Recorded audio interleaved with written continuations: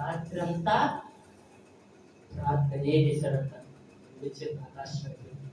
మరి గుర్రాల మీద వచ్చే సైన్యము రాత్రంతా ఏమైపోయింది అంటే, వీళ్ళు ఇక్కడ ప్రార్థన చేస్తున్నారు.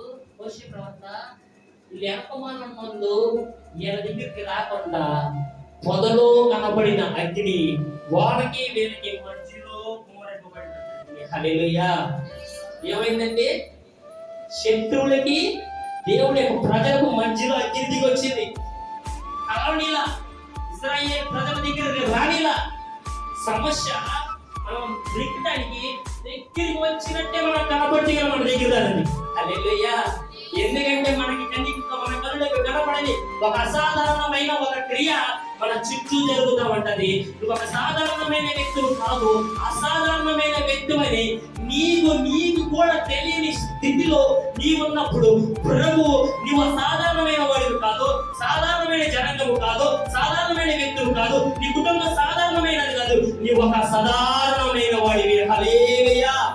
ఎందుకంటే నువ్వు దేవుని ఎరిగిన బిడ్డవు. మోషే అక్కడ సాధారణమైన వాడిగా వారి కళ్ళకి కనపడుతున్నాడు. కానీ మోషే ఒక సాధారణమైన వ్యక్తి, ఒక అసాధారణమైన వ్యక్తి. సాధారణ వేరు, అసాధారణ వేరు. ఒక అద్భుతం కలిగిన వ్యక్తి, ఒక ఆశ్చర్యకరమైన వ్యక్తి మన మధ్యలో ఉన్నాడు. కనుక ప్రజలకు నిండగా మోషే ఉన్నాడు. మోషే చెప్పింది వాళ్ళు విన్నారు కనుకనే వారు ప్రాణాలు రక్షింపబడ్డాయి. హల్లెలూయా. హల్లెలూయా.